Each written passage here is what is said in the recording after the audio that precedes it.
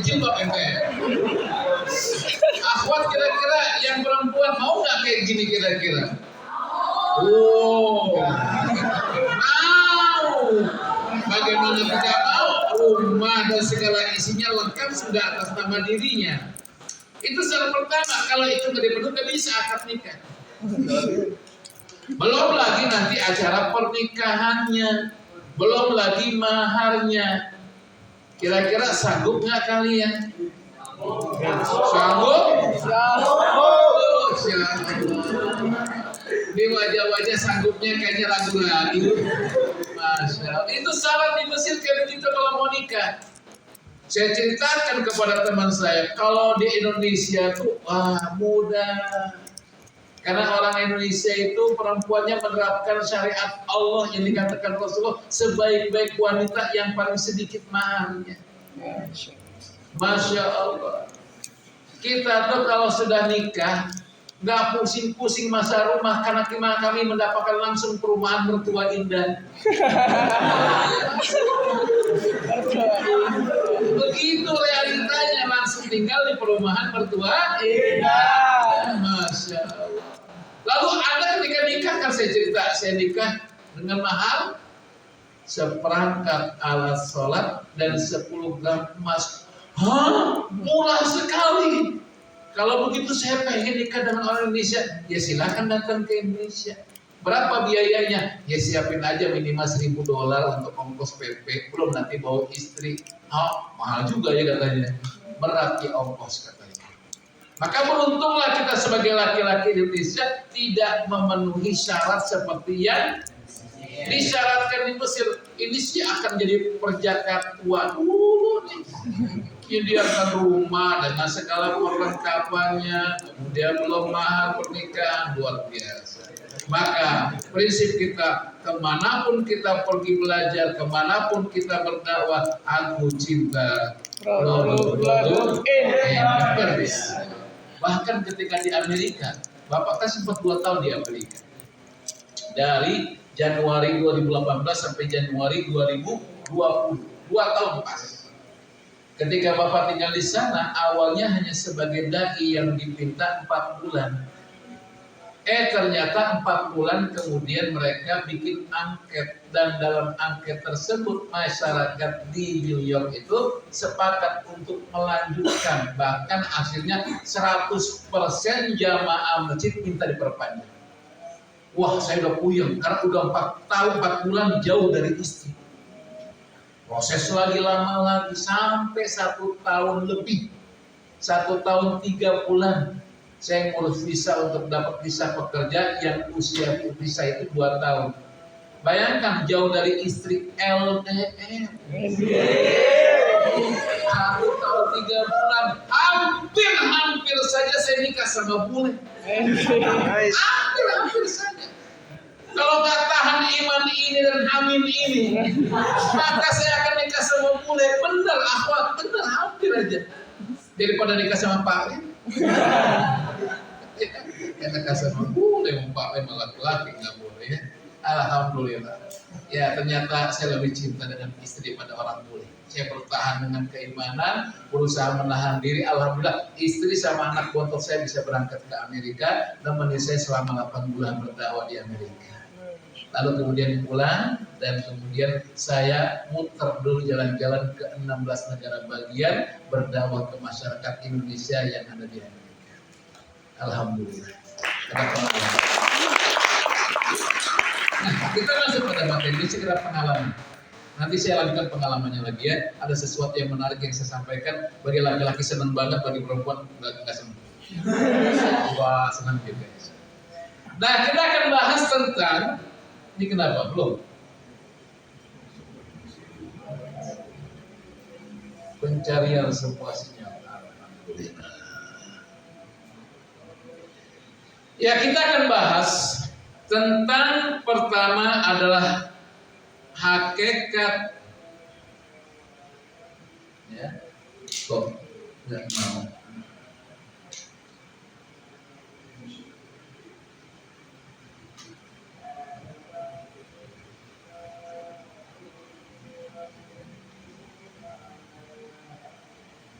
Hakikat manusia.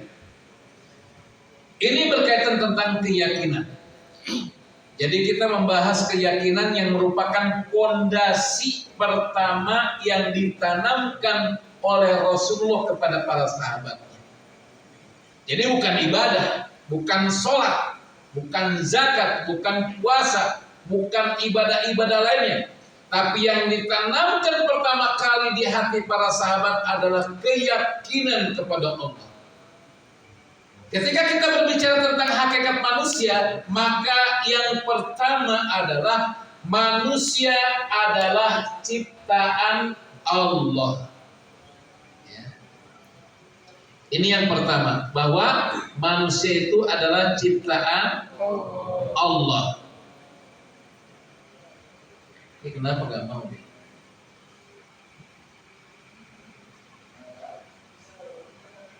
Sebentar ya. Kayaknya ada hang sedikit kayaknya.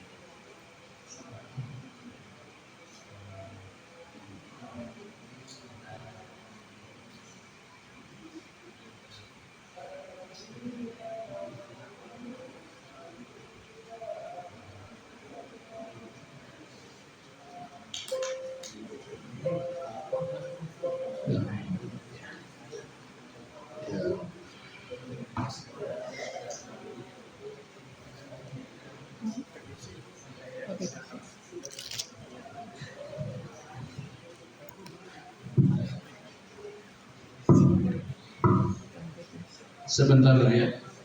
Ada masalah.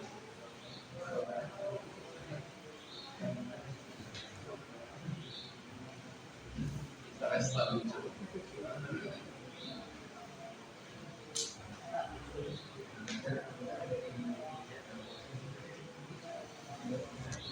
Ya, kita mulai lagi lanjutkan ya.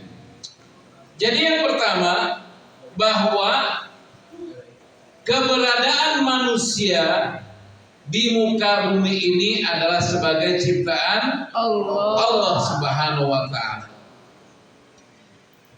Di dalam Al-Qur'an disebutkan tentang pernyataan ini, bahwa manusia itu adalah ciptaan Allah Subhanahu wa taala, dan saya yakin antara ikhwan ataupun akhwat di belakang sudah hafal surat ini. Surat ini berbunyi laqad khalaqnal insana fi ahsani taqwim. Coba siapa yang bisa menerjemahkan? Ada yang bisa menerjemahkan? Masya Allah, silakan nak.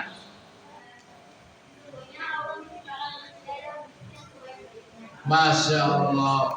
Laqad khalaqna, dan kami telah ciptakan. Berarti yang menciptakan siapa? Allah. Laqad khalaqnal insan fi ahsani taqwim. Dan manusia diciptakan dengan paling sempurna. Jadi jangan kalian merasa bahwa diri kalian tidak sempurna. Seluruh manusia itu diciptakan Allah dengan sempurna. Jadi kalau misalkan ada yang merasa, wah diri saya jelek, tandanya dia menghina Allah Subhanahu wa taala. Ya. Semua diciptakan dengan sempurna menurut Allah. Sebab kalau menurut manusia itu relatif. Kata ikhwan di sini, lihat seorang wanita, ada yang bilang cantik, ada yang bilang biasa-biasa aja. Itulah manusia. Tetapi Allah sudah menyatakan bahwa ketika Allah Subhanahu wa taala menciptakan manusia, maka manusia diciptakan Allah dengan sebaik-baik ciptaan dibandingkan dengan makhluk-makhluk lainnya. Ada yang pernah ketemu dengan pocong? Mau ketemu? Ya nggak usahlah, jangan pocong, kuntilanak saja. Mau ketemu kuntilanak? Kuntilanak itu luar biasa, sudah beradab pakaiannya. Dibandingkan wanita-wanita sekarang ini, kuntilanak itu lebih beradab dari berpakaiannya. Kan pakai baju putih, panjang dipanjangkan sampai bawah. Betul kagak? Betul. Betul. Cuma di belakang geroakan berlobang sedikit, nggak pakai jilbab. Lah sekarang perempuan sekarang pakainya lebih kurang ajar dibandingkan kuntilanak. Lebih ganas. Ya. Makanya kuntilanak mungkin ini kok manusia tambah gila, saya aja masih sopan. Jangan takut. Jangan takut. Kalau kata Rasulullah, kalau kita ketemu dengan setan, jangan takut. Ya, jangan takut. Harus berani. Berani nggak? Akhwat berani nggak? Kalau suaranya kan? Berarti kita tanya suaranya. Ya. Jadi harus berani. Nah, manusia diciptakan oleh Allah Subhanahu wa Ta'ala dengan sempurna tanpa ada kekurangan. Nah, setelah kita pahami bahwa manusia diciptakan Allah, maka kemudian ketika Allah menciptakan manusia bukan sekedar diciptakan begitu saja, tapi kemudian manusia diamanahkan oleh Allah Subhanahu wa Ta'ala untuk beribadah kepada Allah. Ada yang hafal suratnya? Surat apa? Az-Zariyat. Surat Az-Zariyat. Ini yang jawab panitia, apa yang jawab saya? Yo, peserta yang jawab. Ya. Surat Az-Zariyat. Ada yang hafal ayatnya? Apa? Wa ma khalaqtal jinna wal insa illa liya'budun. Masya Allah, aplaus.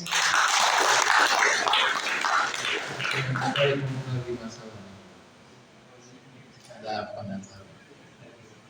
Jadi dia seorang terima masih gini-gini aja.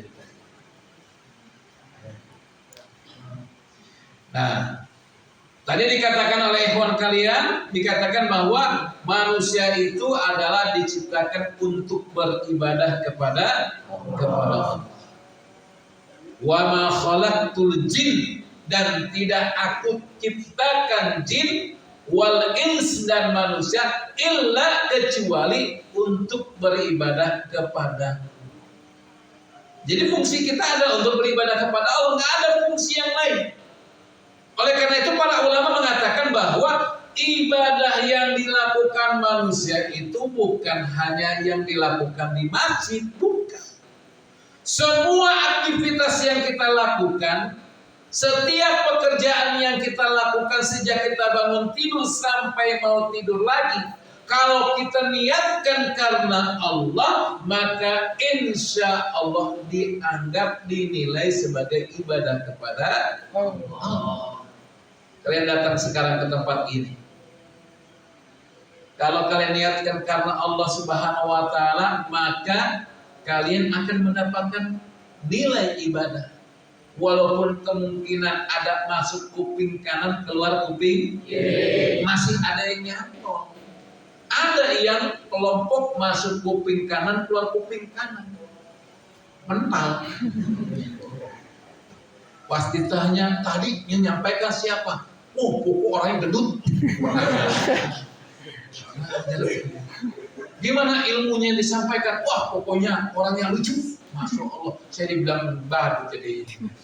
Ya. Nah, itu dia. Jadi ketika kita diciptakan oleh Allah Subhanahu wa Ta'ala adalah untuk beribadah kepada Allah Subhanahu wa Ta'ala. Tentu bukan sekedar ibadah, tapi ibadah yang kita lakukan adalah ibadah yang harus dengan mengikuti yang dilakukan oleh Rasulullah. Maka Rasul mengatakan, para ulama menjelaskan, kalau ibadah-ibadah yang kita lakukan ingin diterima oleh Allah, maka harus memenuhi berapa syarat? Berapa syarat? Kau tahu? Oh iya. 2 syarat. Yang pertama, ikhlas karena Allah Subhanahu wa Ta'ala. Yang kedua adalah mengikuti contoh dari Rasulullah. Ada orang yang ikhlas ibadah kepada Allah, ikhlas luar biasa ikhlasnya. Tapi ditolak oleh Allah Subhanahu wa dalam ibadah yang dia lakukan tidak mengikuti apa yang dicontohkan oleh Rasulullah. Contoh, sholat. Dikatakan sholat itu harus mengikuti Rasulullah. Sallu kama ra'aitumuni usolli, kata Rasulullah. Sholatlah kalian sebagaimana aku sholat. Coba kalau ada orang yang nggak mau ikuti, dia akan berubah. Contoh kalimat Allahu Akbar. Ya. Kalau ketemu sama orang Betawi dirubah, Allah gede banget. Dirubah. Orang Sunda apa? Allah agung pisan. Nanti orang Padang Allah gadang. Dan lain sebagainya. Nauzubillah min dzalik. Makanya mengikuti apa yang dicontohkan oleh Rasulullah. Ikuti apa yang Rasul contohkan. Maka ibadah yang kita lakukan akan diterima oleh Allah Subhanahu wa ta'ala. Dalam surat Al-Bayyinah Allah mengatakan apa? Wa ma umiru illa liya'budullah mukhlisina lahuddin hunafa. Jadi mukhlisina lahuddin, ikhlas semata-mata karena Allah Subhanahu wa ta'ala.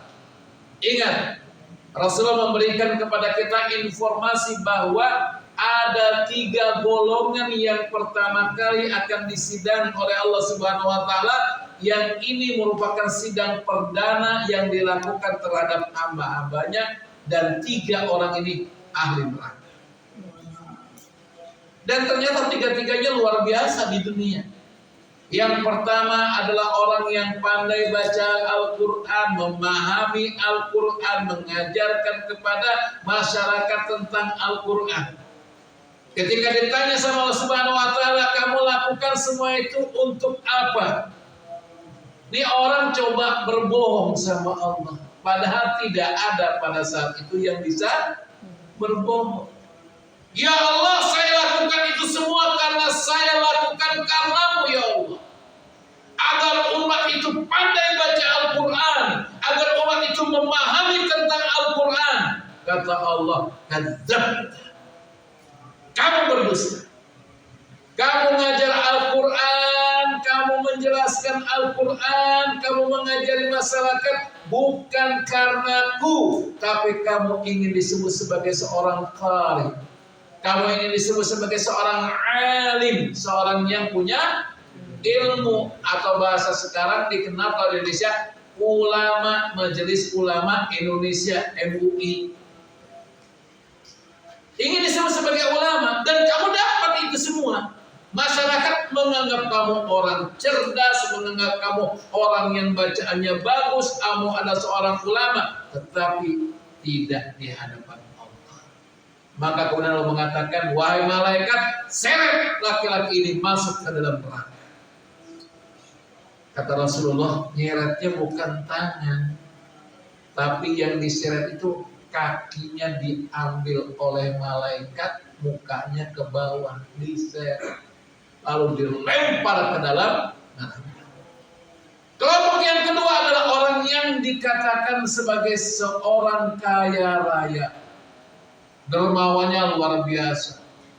Mungkin kalau misalkan ada acara kayak begini, udah gak usah pusing, gak usah pusing. Berapa sih biaya pesantren Ramadan? 20 juta, udah saya kasih 40 juta.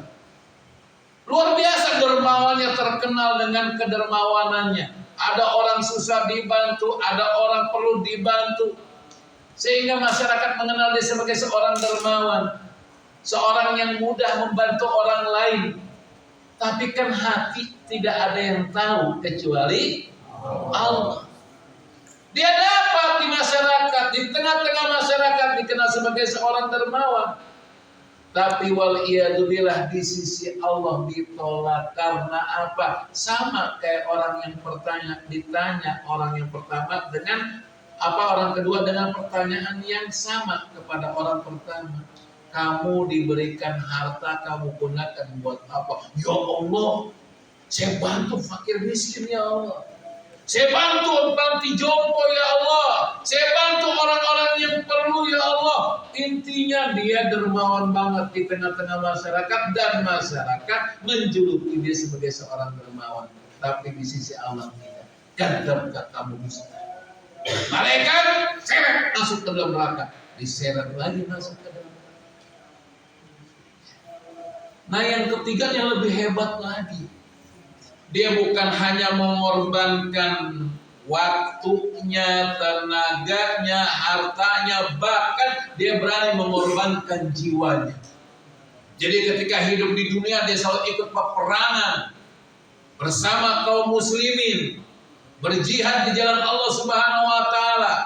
Karena kalau orang berangkat jihad hanya dua ada kemungkinan. Pertama adalah dia akan menang, yang kedua dia akan mati. Itu aja. Makanya kalau para mujahid Islam itu zaman dahulu itu punya slogan Aish kariman au mut syahidan. Hidup menjadi seorang hamba yang mulia di sisi Allah dan di sisi manusia, tapi kalau mati sebagai syuhada. Ini orang berjihad luar biasa. Bahkan di zaman Rasulullah ada sebuah kisah. Ada orang yang berperang bersama Rasulullah. Kalau mungkin dia beriman mati sebagai seorang muslim, dia sahabat. Tapi dia bukan sahabat, karena dia mati bukan karena Allah. Jadi dia berjihad bersama dengan Rasulullah, dengan para sahabat, sampai kemudian meninggal dunia. Maka kemudian para sahabat menginformasikan kepada Rasulullah, ya Rasulullah, itu laki-laki itu berjuangnya luar biasa. Setiap ada musuh dilawan lalu ditebas, dia bisa membunuh musuh-musuhnya. Lalu kemudian dia mati ya Rasulullah.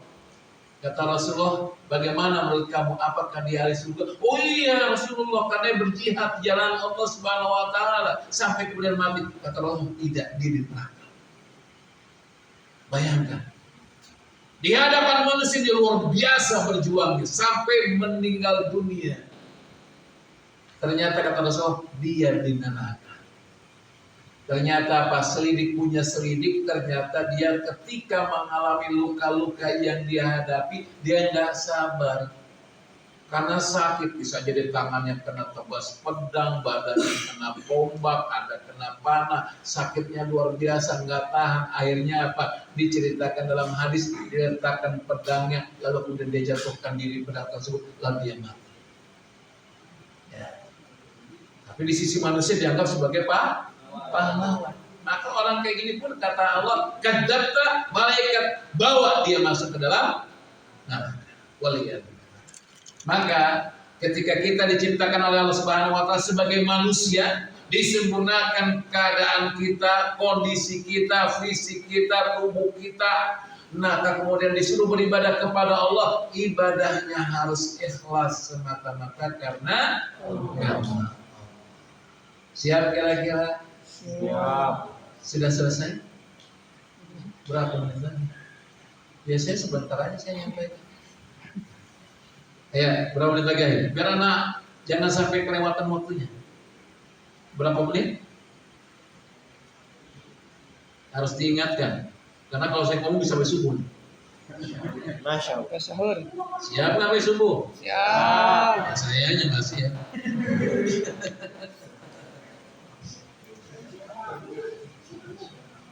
Ya. Mudah-mudahan bismillah. Ya Rabb.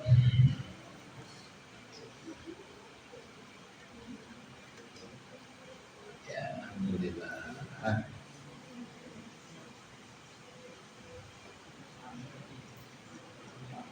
Oh ini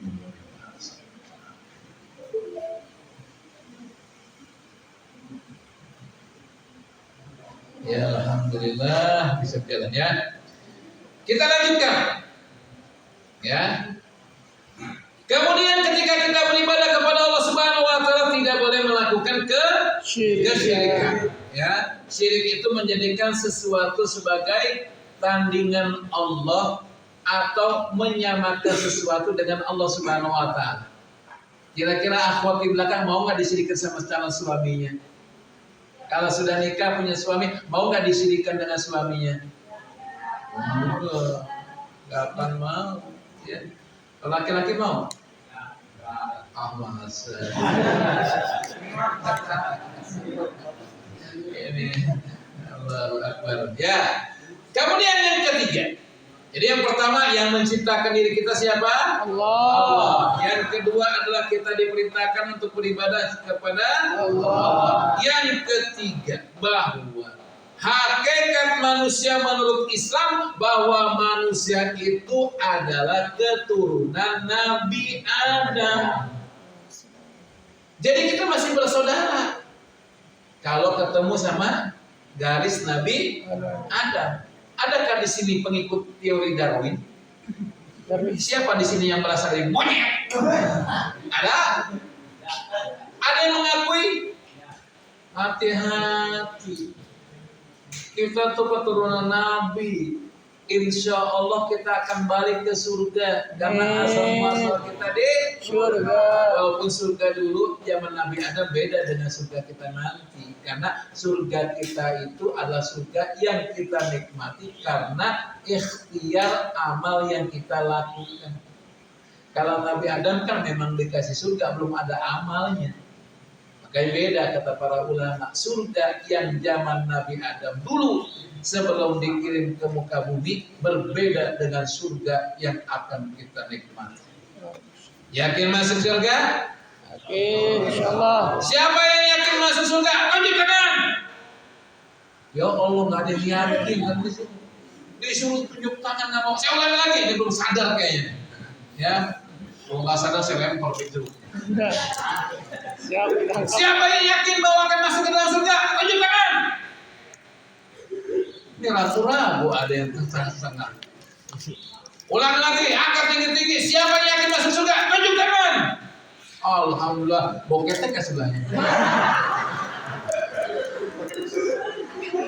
Insya Allah, semua kita akan masuk ke dalam surga. Insya Allah. Harus yakin, yakinnya. Karena apa? Allah mengatakan, Ana inda dhanni abdi bi.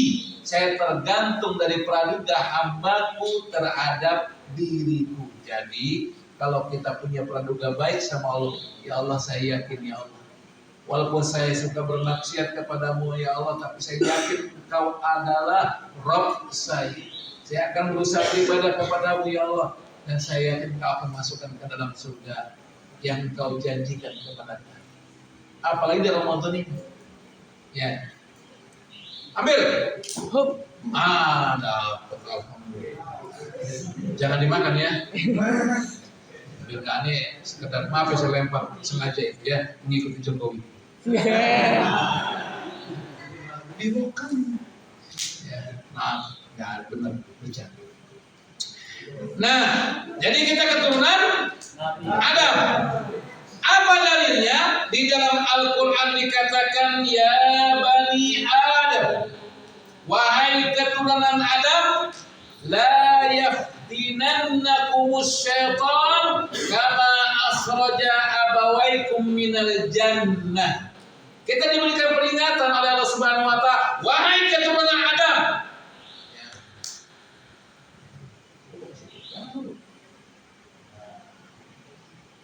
Janganlah sampai kamu tertipu oleh setan sebagaimana halnya dia setan telah mengeluarkan ibu bapakmu dari surga. Jadi memang kita awalnya nenek moyang kita adalah ahli surga. Maka hati-hati, setan itu luar biasa. Dalam sebuah ayat dikatakan bahwa setan itu menggoda kita tuh dari depan, dari belakang, dari samping kanan, dari samping kiri, dari bawah, dari atas. Atau siapa dari atas? Orang saya nggak bilang. Al-Quran ngomong kayak begitu, ya. Jadi digoda kita. Ini laki-laki ini kalau jalan, ya. Kalau di depan ada seorang wanita, maka kata Rasulullah harus cepat-cepat mendahuluinya. Karena kalau di belakang wanita itu kita dibuat tergoda. Kok tahu Ustaz? Lah saya ngalami sendiri. Ngapain saya bohong? Ya. Ketika di belakang wanita itu setan langsung menghiasi diri kita, wanita tersebut di mata kita. Itu dikatakan dalam sebuah hadis. Makanya hati-hati kalau jalan ada depan wanita, lalui. Kalau mau cross-check juga boleh. Belakang Masya Allah, bodinya astagfirullahaladzim. Pas depan, lah kalau wajahnya bemo. Gak boleh juga kalau dihina, gak boleh. Makanya akhwat ya, kalau ada ikhwan di belakang, berhenti dulu. Suruh dia jalan dulu. Ya. Karena kalau wanita nafsunya berapa wanita? Wanita nafsunya berapa? 9. Kata Rasulullah, wanita nafsunya 9, otaknya 1. Laki-laki kaget dia. Nafsunya 1, otaknya 9. Jangan bangga dulu. Dan ternyata gara-gara nafsu yang 1, otaknya pada mampet. Gara-gara nafsu yang 1, otaknya pada mampet. Nah, perempuan karena nafsu maka sudah itu perasaan. Dan di belakang kita tuh semua hati-hati ikhwannya, makhluk halus di belakang kita.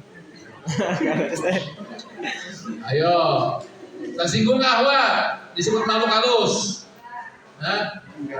Nggak tersinggung? Tersinggung.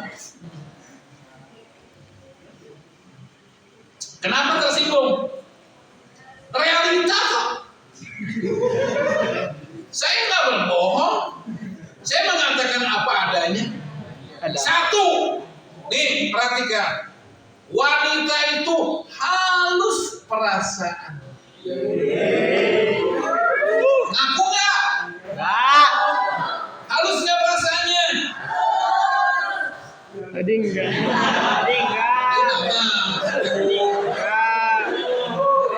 Jadi wanita itu halus perasaannya, beda dengan laki-laki. Kasar. Jangan dibilang kasar, geradakan dikit gitu ya. Yang kedua, saya yakin ini pasti karena saya mengalami sendiri. Wanita itu halus kulitnya. Nggak percaya? Mau bukti? Pulang ke rumah, pegang kulit anak perempuan di rumah. Siapa? Kakak. Kan anak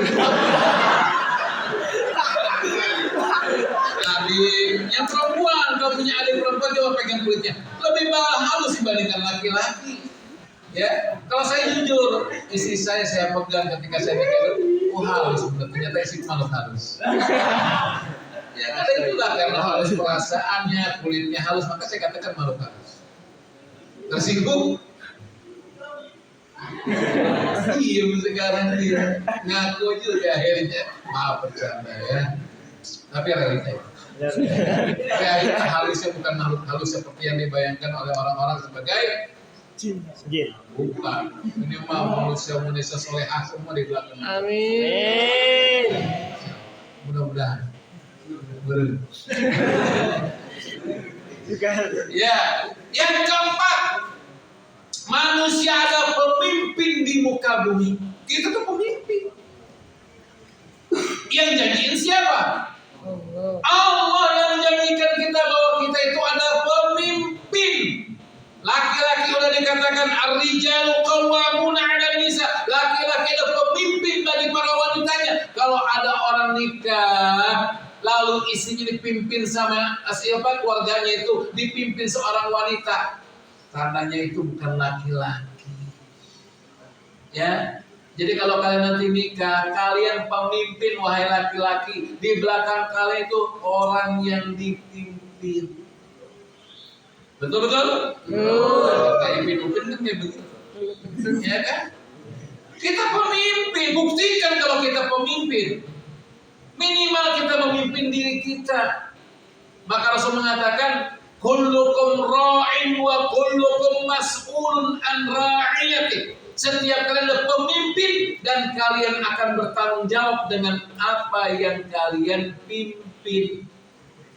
Makanya Allah mengatakan juga inni ja'ilun fil ardi khalifah. Saya jadikan di muka bumi ini seorang pemimpin. Siapa? Nabi Adam dan keturunannya. Dijadikan pemimpin. Walaupun malaikat protes. Malaikat protes ketika dikatakan firman ini.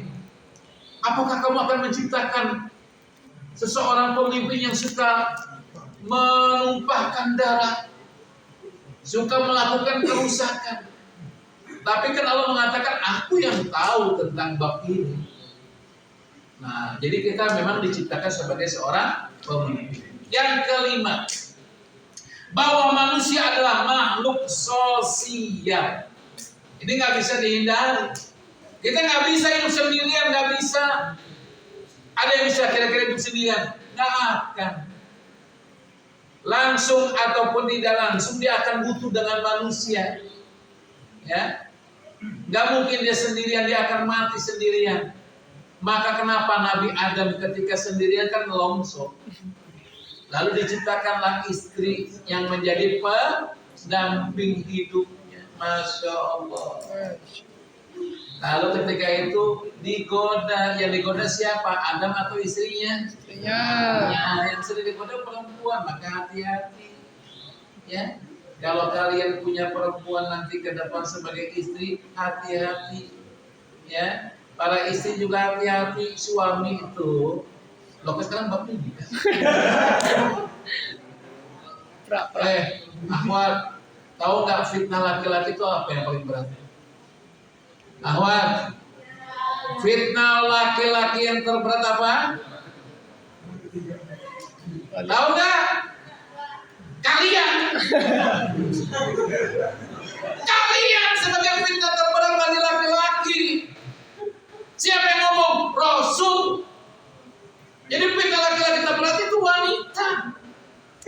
Betul-betul? Betul. Memang begitu fitrahnya laki-laki, fitnahnya bukan harta, bukan. Harta malahin.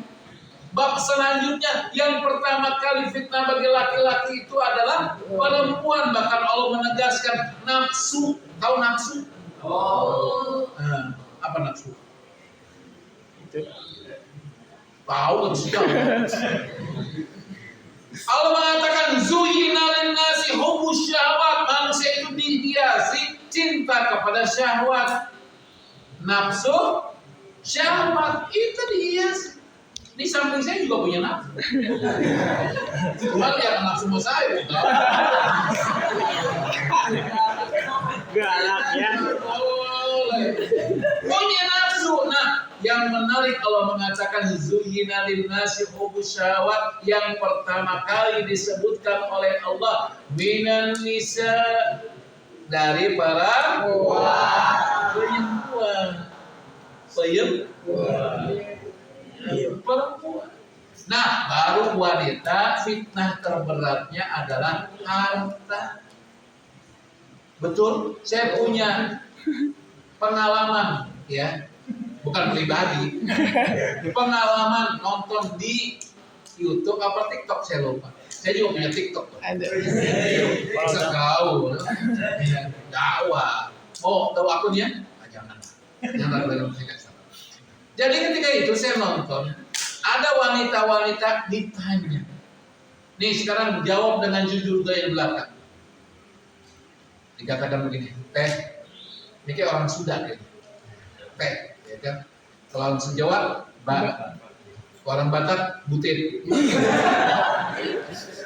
Nah, ketika itu tanya teh, bagaimana kalau ada seorang laki-laki datang kepada kamu? Dia suka sama kamu, tapi dia pengangguran. Kira-kira mau nggak? Tuh. Emang hidup makan dengan cinta, makan pakai nasi. Ya kan? Ayo nikah sama saya, kamu akan penuh dengan kehidupan dengan cinta. Kan pakai nasi bukan pakai cinta. Ya. Rata-rata perempuan yang ditanya pada nggak mau. Lalu ditanya pertanyaan kedua, memang kenapa nggak mau? Karena nggak punya duit. Itu ngomong. Begitu betul apa enggak?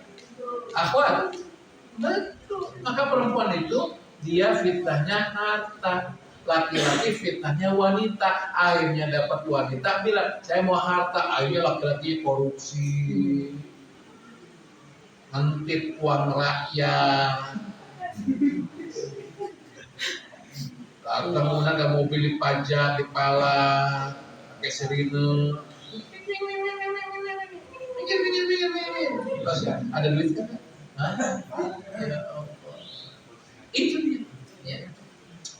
Nah, makanya kita hidup sebagai makhluk sosial, kita perlu pendamping dalam kehidupan kita, baik pendamping rumah tangga maupun pendamping dalam kehidupan seperti tetangga. Ya.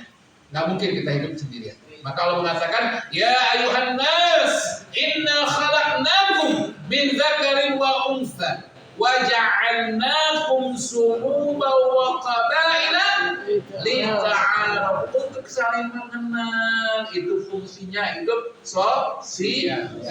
Maka kemudian dari hubungan sosial tersebut Allah mengatakan yang paling baik dan terakhir, inna akramakum indallahi atqakum, yang paling bertakwa. Insya Allah kalian selepas Ramadan akan menjadi orang-orang yang bertakwa.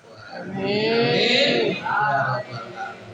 Kan Allah mengatakan ya ayuhan nas, inna apa? Ya ayuhan nas kutiba alaikum syiyam kama kutiba alal ladzina min qablikum la'allakum tattaqun. Lanjut. Kemudian yang keenam, manusia sebagai makhluk biologis. Tahu biologis artinya apa? Tahu nggak? Berkembang biak.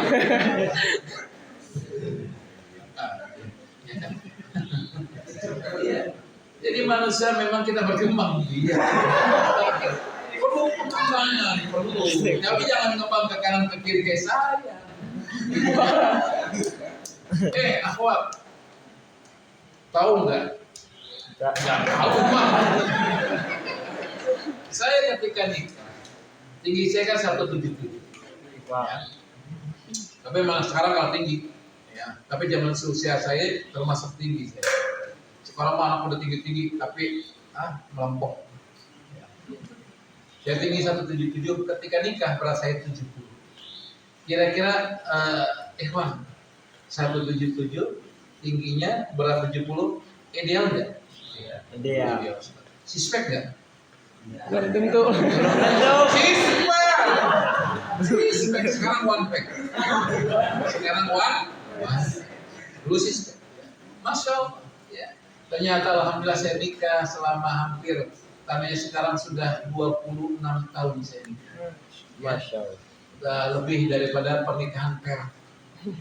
Ya kan perak 25 tahun ya kan? Nah, nanti mau masuk emas ya. Emas Jawa silakan. Nah itu Masya Allah, istri saya bukan mengurus saya, menggemukkan saya. Berat saya sekarang sudah 110 kilo. Masya Allah, berat kan? Berat. Ada Yahudi saya pinjam mati. Ya, jadi itulah, maka tolong ya istri, tolong dikurusi suami ya. Jangan diurus kayak saya gitu ya. Langsung beratnya 40 kilo nikah, bayangkan. 40 kilo, luar biasa. Nah, kita makhluk sosial, kemudian sekarang jadi makhluk biologis.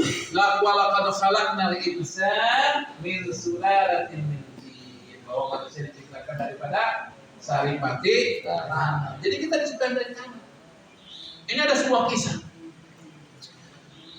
Seorang ateis, dia belajar ke Eropa. Lalu dicuci otaknya, dikatakan, setan terbuat dari apa? Dari api. Tapi kenapa setan dimasukkan ke dalam neraka? Sedangkan setan terbuat dari api. Kan sama juga bohong. Api ketemu api gak akan kepanasan, gak akan kesakiti. Jawabnya bagaimana? Kira-kira untuk pertanyaan kayak begini. Gampang. Ambil batu bata. Tahu batu bata? Tampol orang. Tampol orang. Apa yang terjadi? Sakit. Teriak sakit apa kagak? Sakit. Kenapa kamu pemukul saya dengan batu bata? Lah, kan kamu terbuat dari tanah. Batu bata terbuat dari apa? Tanah. Tanahnya kamu nggak sakit. Betul nggak? Betul sih. Nah, logikanya gitu aja, bocor. Oh, Allah yang mengatakan nggak usah tampul pakai batu bata.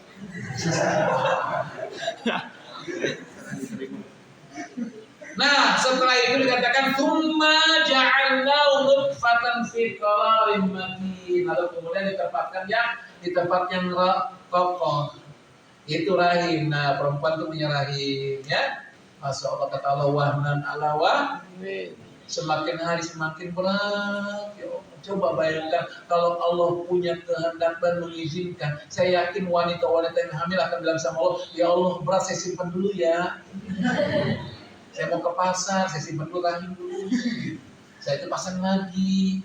Mungkin nggak? Nah, makanya wanita itu disebutkan oleh Rasulullah sampai 3 kali. Ketika seorang laki-laki bertanya kepada Rasulullah, ya Rasulullah, siapakah manusia yang paling saya harus hormati, saya hargai, saya harus lakukan birrul walidain? Siapa? Bapak saya atau ibu saya? Begitulah mungkin pernyataannya.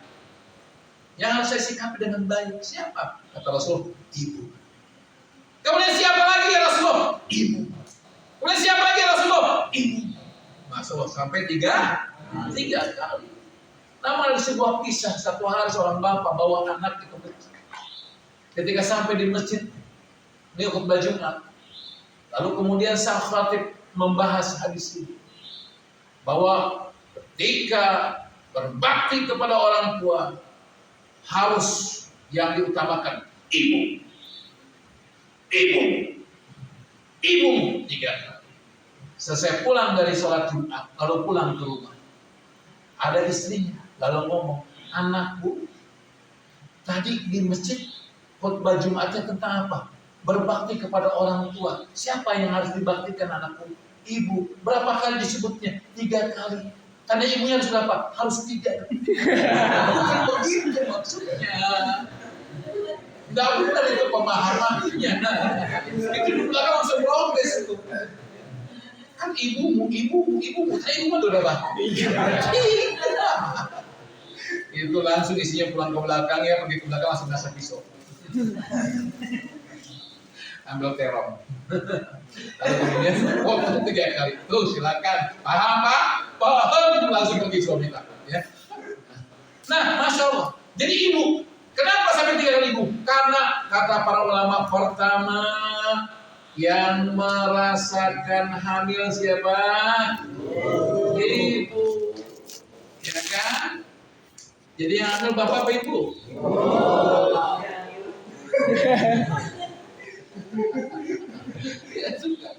Yang kedua, yang melahirkan siapa?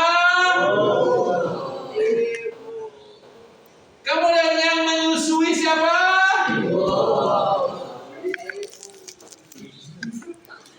Tuh, apa tuh? Ketawa-tawa.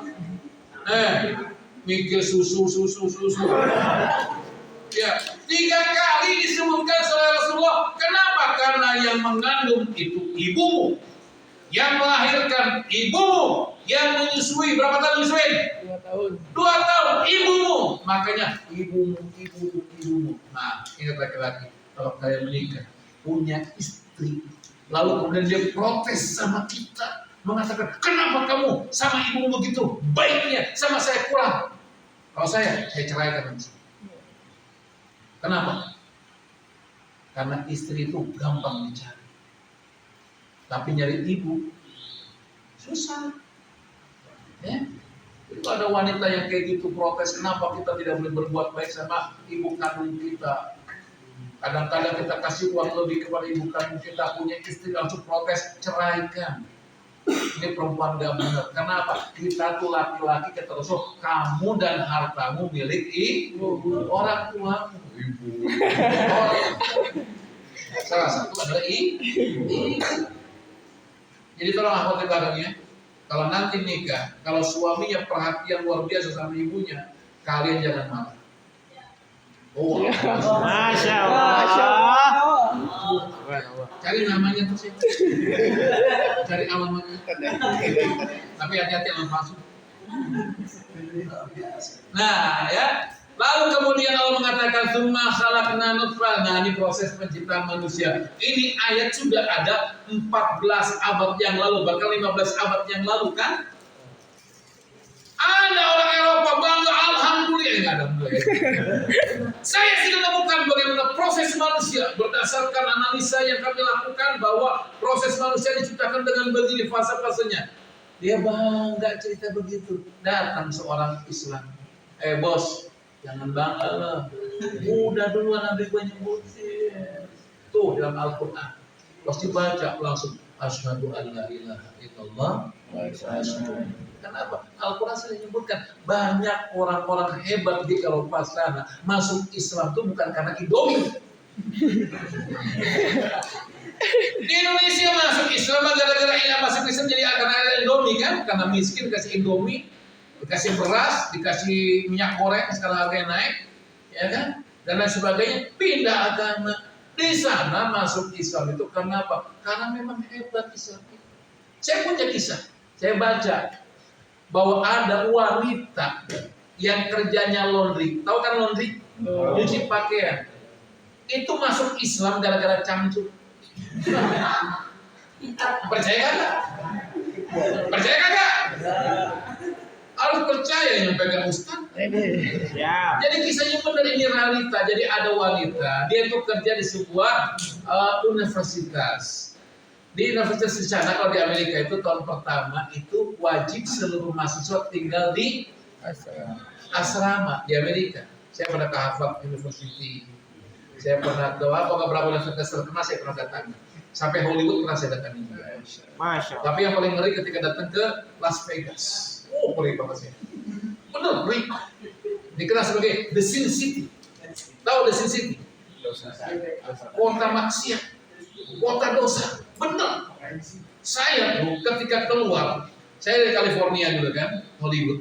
Ya, ada fotonya sedang di Hollywood saya. Tapi saya nggak boleh share karena takut ya nanti dia bawa usaha macam-macam bisa. Saya ketika berangkat naik pesawat, lalu kemudian turun di bandara Las Vegas.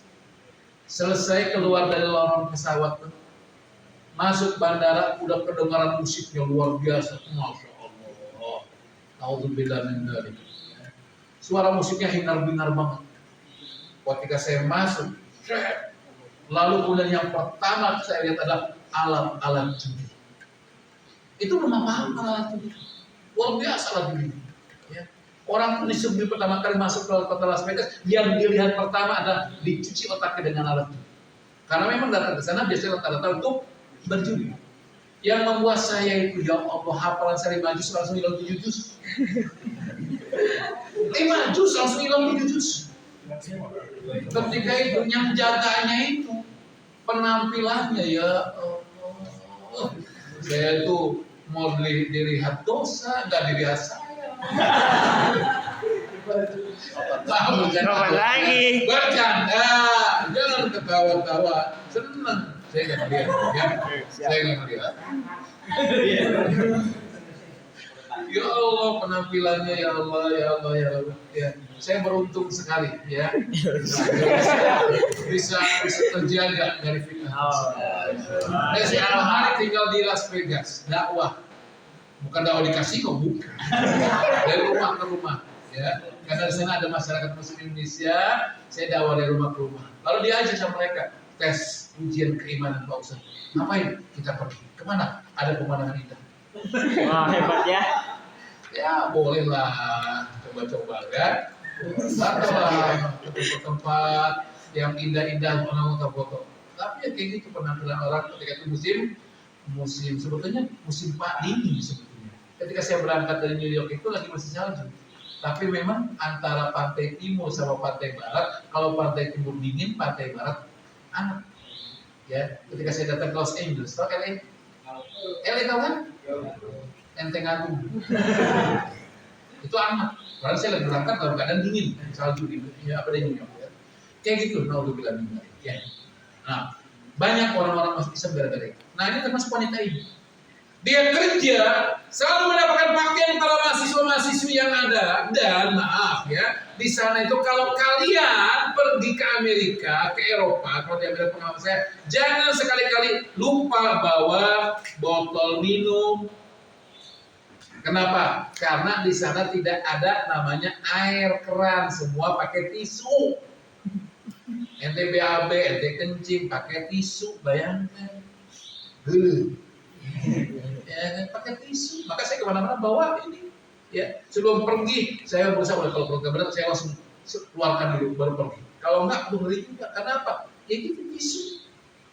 Bayangkan nggak ada air keran tuh nggak ada. Kecuali masjid orang-orang muslim ada. Rumah-rumah orang-orang Eropa pakai tisu. Nah, karena mereka pakai tisu, kan pakaiannya jadi bau kan. Celana dalamnya kan bau. Apalagi di sana riset pergaulan bebas. Setiap hari cuci pakaian dalam bau kayak begitu. Nah, satu hari datang pelajar muslim dari Timur Tengah. Ketika nyerahkan pakaiannya nggak ada bau pesing. Nggak ada di pantatnya itu, di celana bagian belakangnya ada tokai. Nggak ada bau-bau kayak gitu. Luar biasa, dia kaget. Nanya, ini kok kamu saya perhatikan sekian waktu menyerahkan pakaian dalam, nggak ada bau, hanya keringat saja. Bisa begitu, gimana ceritanya? Oh, kami muslim. Oh, emang muslim beda dengan kami? Beda. Diceritakanlah kemudian tentang kebersihan. Lalu apa? Asyhadu an la ilaha illallah wa asyhadu anna Muhammadan. Masuk Islam gara-gara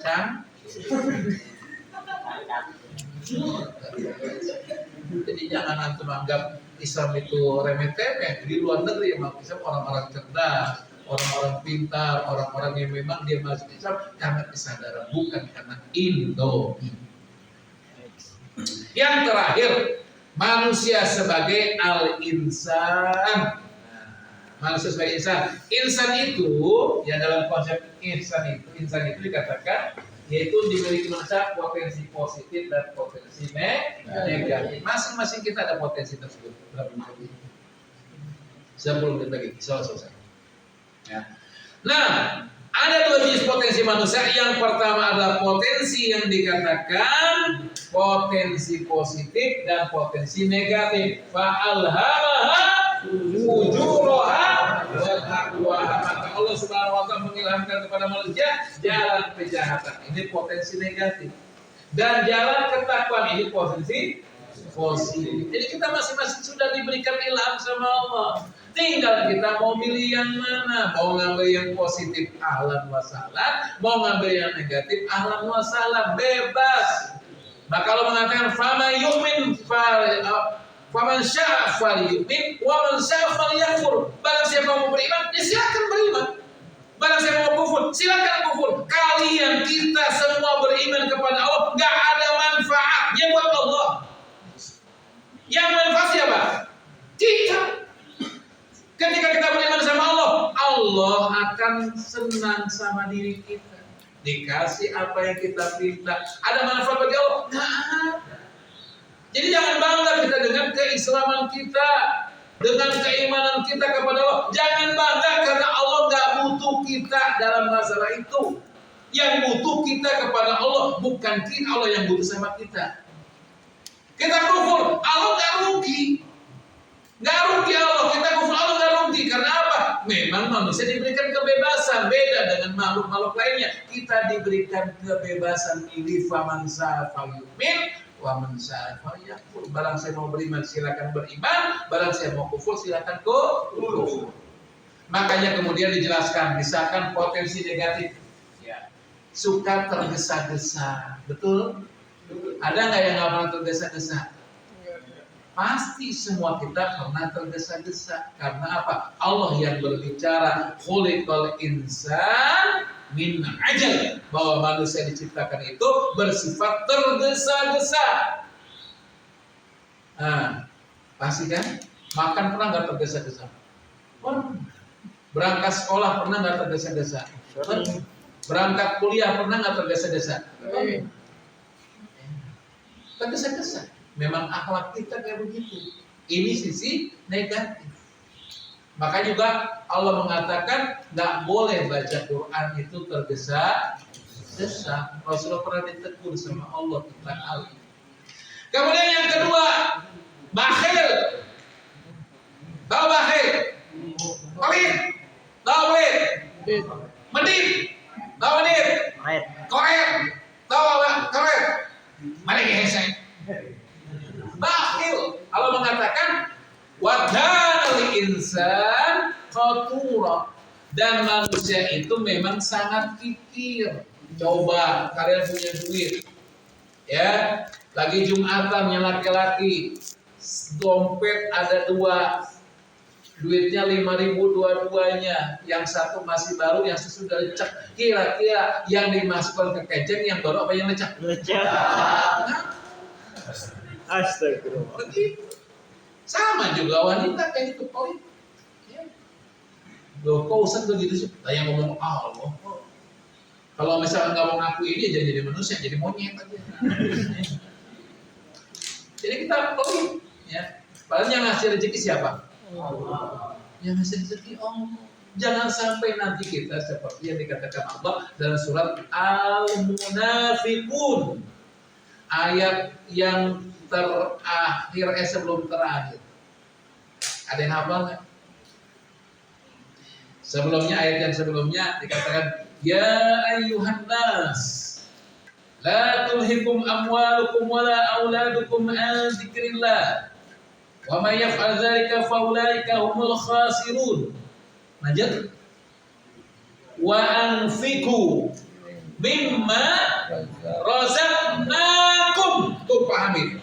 Wa anfiqu, berinfaklah kalian mimma razaqnakum. Mimma, dari mimma, min arti sedikit, ma sesuatu yang jumlahnya enggak banyak. Mimma razaqnakum, dari rezeki yang kami berikan. Rezeki itu milik siapa? Allah. Kita diberikan sama Allah rezeki, lalu kita sama Allah keluarkan walaupun hanya sedikit, tapi ternyata kita tuh pelit. Coba mau dibuktikan nggak? Mau dibuktikan nggak? Panitia, coba ambil sorban, puter, minta duit mereka semua, ada nggak? Coba dibuktikan. Alfonso nggak bawa dompet, alasan ya. Kemudian potensi yang lanjutnya adalah yang positif. Sekarang kita bahas, nggak usah banyak-banyak, banyak sebetulnya. Besar-besar, bakhil, kemudian nolak kebenaran dan sebagainya, banyak negatif. Nggak cukup waktu kita. Sekarang potensi yang positif apa? Akal. Ya. Kita diberikan akal oleh Subhanahu Wa Taala yang tidak diberikan seperti makhluk-makhluk lainnya. Ada, mereka punya otak, tapi nggak punya akal. Beda sama kita, memang disempurnakan akal. Maka dikatakan wa faddalnahum ala katsirin mimma khalaqna tafdila, dan kami lebihkan mereka di atas banyak makhluk yang kami ciptakan dengan kelebihan yang sempurna. Apa itu? Akal. Jadi antum punya akal. Laki-laki saya katakan tadi akalnya berapa? Perempuan akalnya berapa? Saya tanya perempuan, akalnya berapa? Kok pelan-pelan sih? Malu. Nafsunya berapa? Laki-laki nafsunya berapa? Bangga itu siapa ya? Nyampe gara-gara itu. Kita jangan kalian. Saya juga kadang-kadang jangan. Nah, yang penting akal harus dipandu dengan Al-Quran dan As-Sunnah. Karena kalau kita mengedepankan akal, kemudian kita bisa tidak beriman kepada Allah, karena banyak perkara-perkara Islam yang tidak bisa kita logikakan. Contoh, dulu masyarakat Mekah nggak percaya Rasulullah bisa pergi ke Palestina dalam satu malam, betul? Nggak mungkin pada saat itu, belum ada pesawat. Sekarang nggak perlu semalam, 1 jam juga sampai.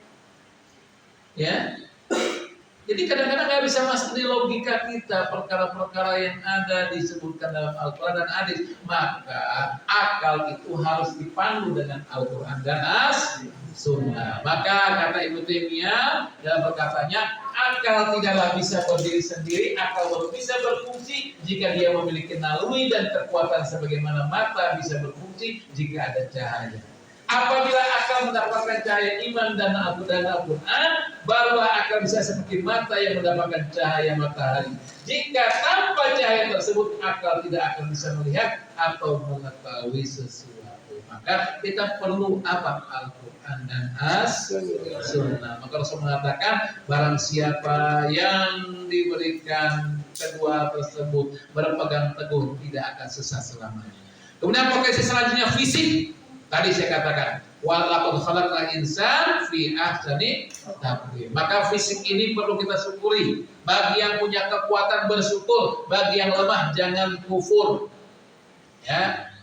Karena memang orang yang kuat itu punya kelebihan dibandingkan orang yang lemah. Siapa yang bicara? Rasul. Dan sebenarnya dikatakan al-mu'min al-qawi, seorang mukmin yang kuat ahab khair wa ahab. Lebih baik dan lebih dicintai oleh Allah Subhanahu wa taala dibandingkan mukmin yang lemah. Jadi kita harus kuatkan tubuh kita. Karena kalau lemah kurang nilainya di sisi Allah Subhanahu wa taala. Ya, bukan berarti nggak cinta sama Allah, cinta juga Allah. Tapi orang yang kuat itu lebih dicintai oleh Allah Subhanahu wa taala. Tapi ingat, jangan kemudian kita yang kuat merasa bangga Allah mengatakan, cemen. Yang mah lemah, jangan, karena Rasul mengatakan wa fi kullin khair, dari masing-masing yang kuat maupun yang lemah memiliki kebaikan. Terakhir sekali potensi positifnya adalah spiritual. Ya, masalah tentang iman. Ya, dikatakan kekuatan spiritual bermula dari penanaman peniupan ruh ketuhanan atau spirit ilahi ke dalam diri manusia. Ini kata saya Dwi. Kemudian dikatakan lagi oleh beliau, kalau kita ingin mempunyai spiritual yang kuat, pertama adalah memperkuat iman kepada Allah dengan selalu mengesahkan dan menyandarkan diri hanya kepada Allah. Ya. Yang kedua adalah dengan cara al-ittisal wajib, membangun hubungan dan komunikasi yang kuat dengan Allah dengan ibadah-ibadah wajib ataupun ibadah-ibadah yang sunnah. Ingat ya, kecintaan Allah itu ketika kita banyak melakukan yang sunnah. Kalau yang wajib memang udah kewajiban kita. Ini tergesa-gesa, ini sifat tergesa-gesa. Karena waktu juga. Kemudian yang terakhir, menyucikan diri dari berbagai penyakit hati, agar hati atau kalbu sebagai pusat kesadaran manusia menjadi sensitif sehingga senantiasa ingat kepada Allah, takut akan ancaman dan siksaannya, serta penuh harapan terhadap rahmat dan ampunan. Wallahu a'lam bishawab. Misalnya mungkin yang saya sampaikan karena waktu sudah habis, saya kembalikan pada emosi. Baik, Syukur Ustaz atas materinya, Masya Allah luar biasa sekali. Mungkin selanjutnya sesi tanya jawab, Ustaz. Oh, sampai pagi. Siap. Mungkin dibuka untuk dua pertanyaan terlebih dahulu. Dua pertanyaan Iwan Ahwat. Ya, Iwan Ahwat. Untuk pertanyaan yang mau bertanya dari 7 poin tadi yang disampaikan, saya persilakan. Mungkin yang pertama dari Iwan, mungkin ada yang mau bertanya? Kalau tidak ada yang bertanya, maka saya pengen tanya. Oh, ada. Ahwat, Silakan. Waalaikumsalam warahmatullahi wabarakatuh.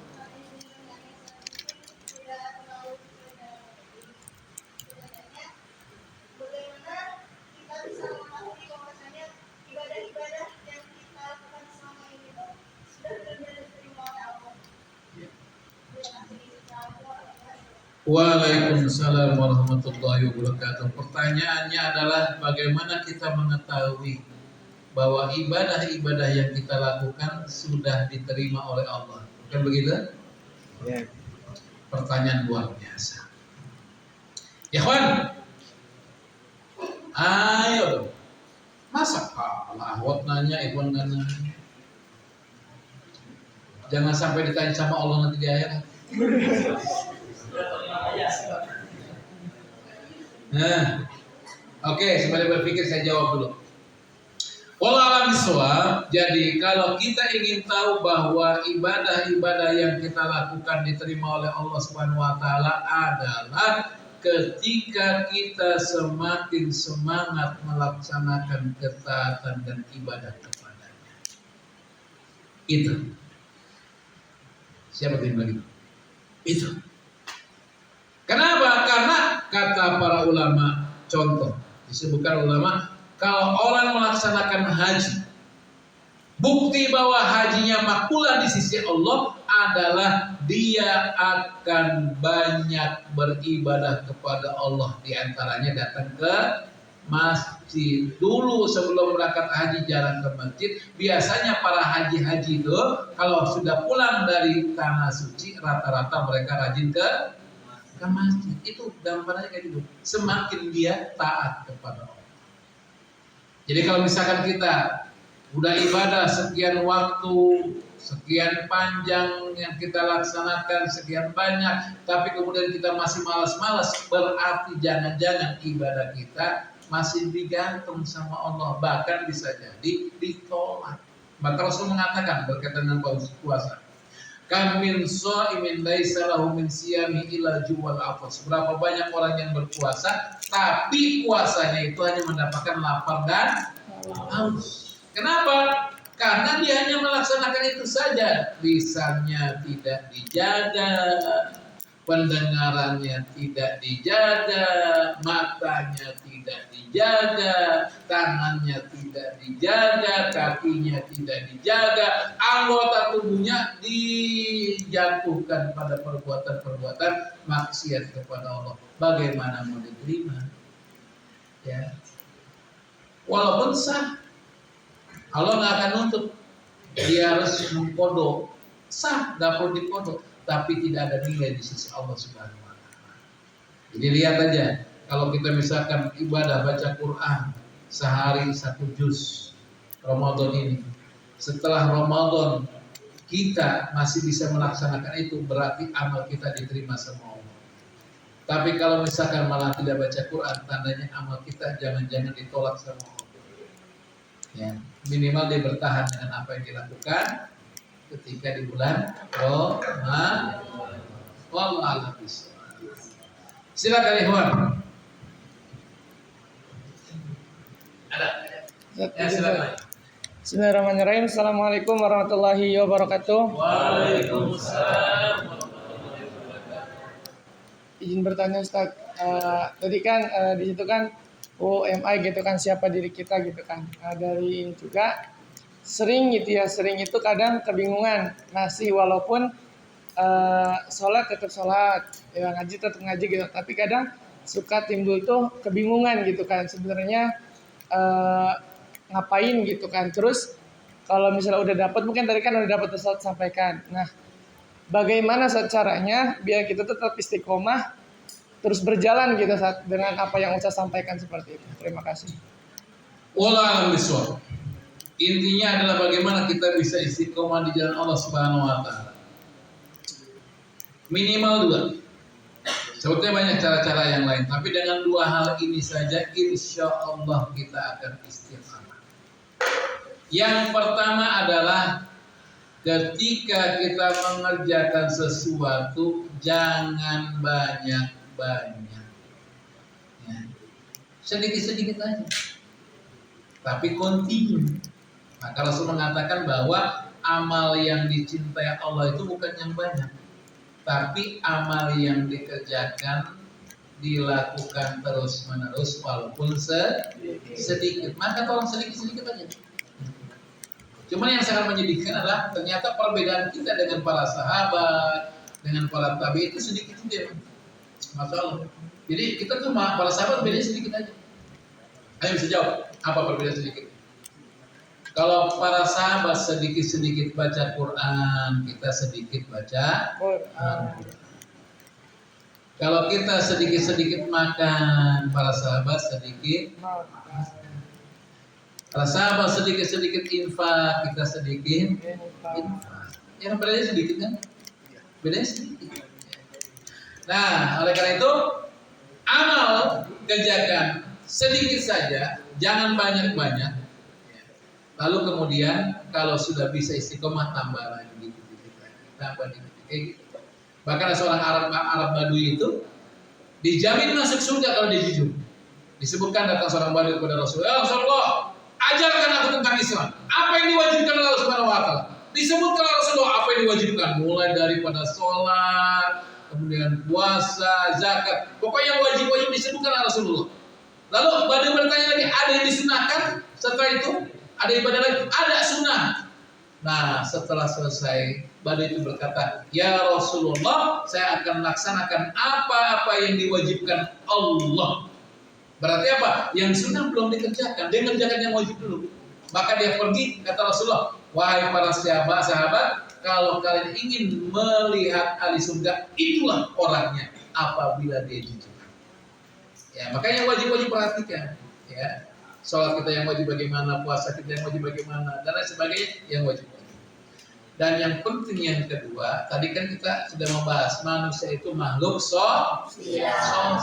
Kita perlu sahabat, perlu teman yang bisa mendampingi kita, yang perlu mengingatkan kita. Ingat, agama itu adalah nasihat, ad-dinun nasihah, kata Rasulullah. Agama itu nasihat. Para sahabat bertanya, ya Rasulullah, bagi siapa nasihat yang saya berikan? Bagi Allah, bagi Rasulullah, bagi kitabnya, bagi para pemimpin kaum muslimin dan orang-orang pada umumnya. Nah, ini pembahasan panjang kalau bahas. Ini hadis arba'in. Intinya perlu teman yang mengingatkan kita. Nah, kalau kita punya teman baik, jangan dilepas. Gara-gara ada teman baru yang membuat kita senang dengan dunia. Ya, susah. Imam Syafi'i berkata, kalau kita punya teman yang baik itu, teman yang soleh, pertahankan sekuat mungkin. Karena apa? Karena teman yang soleh ini, kata Rasulullah, bisa memberikan syafaat kepada diri kita. Ini sebagai penutup aja, nggak usah ada yang tanya lagi. Ya, ada yang tanya lagi nggak? Nggak ya, ini penutup. Disebutkanlah sebuah hadis riwayat Imam Muslim. Saya jurusan hadis ketika di Mesir, belajarnya jurusan hadis. Saya baca hadis. Imam Muslim mengatakan dalam bukunya bahwa ketika hari kiamat mulai dilakukan perhitungan-perhitungan. Lalu kemudian orang-orang yang beriman dimasukkan ke dalam surga. Kalau kalian laki-laki, yang akhwatullah, akhwat, kalau kalian dimasukkan ke dalam surga, apa yang kalian inginkan?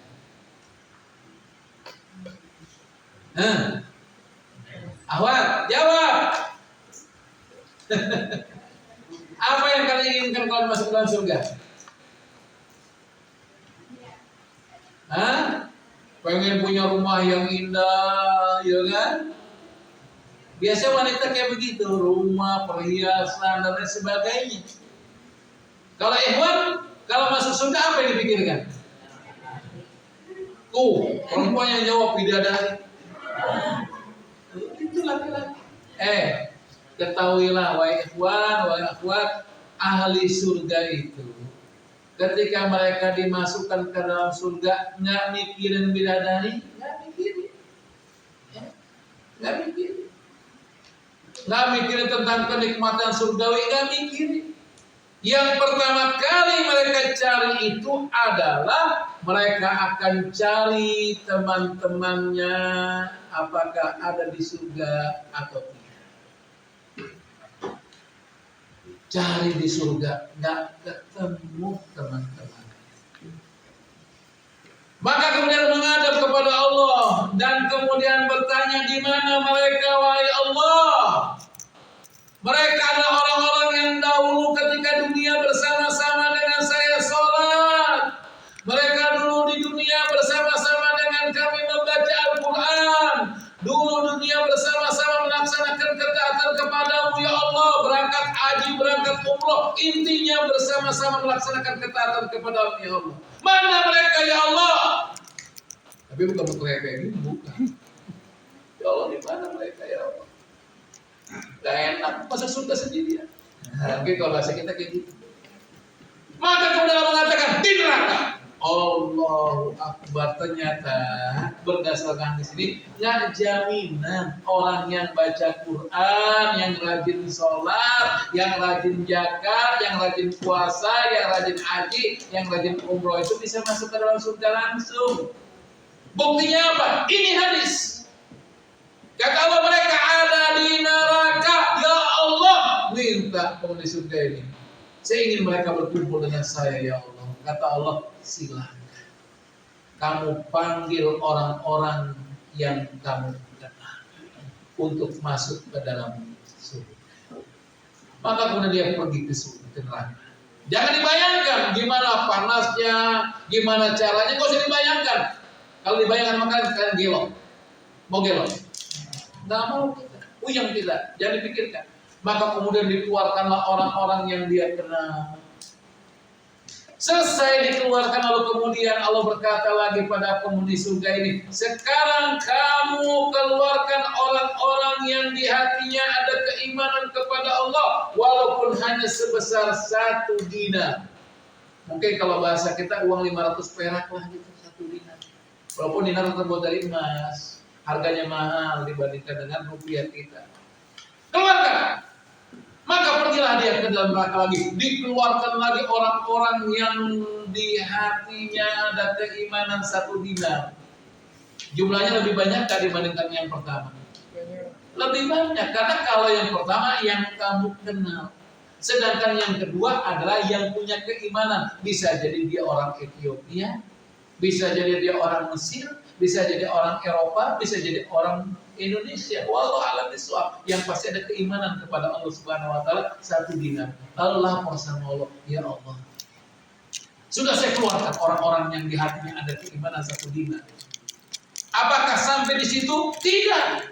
Maka kemudian berkata Allah kepada ahli surga ini, keluarkan orang-orang yang di hatinya ada keimanan 1/2 dinar. Pergi tanpa membantah. Dikeluarkan lagi orang-orang yang di hatinya ada keimanan 1/2 dinar. Kira-kira jumlah mereka lebih banyak nggak dibanding kelompok pertama dan kedua? Lebih banyak lagi. Banyak yang dikeluarkan. Lalu berkata, ya Allah, sudah saya keluarkan orang-orang yang di hatinya ada keimanan kepadamu yang seberasa 1/2 dinar. Cukup sampai di situ? Tidak. Lalu Allah berkata, kamu pergi lagi ke neraka, keluarkan orang-orang yang di hatinya ada keimanan kepadaku, walaupun hanya 1 biji darah.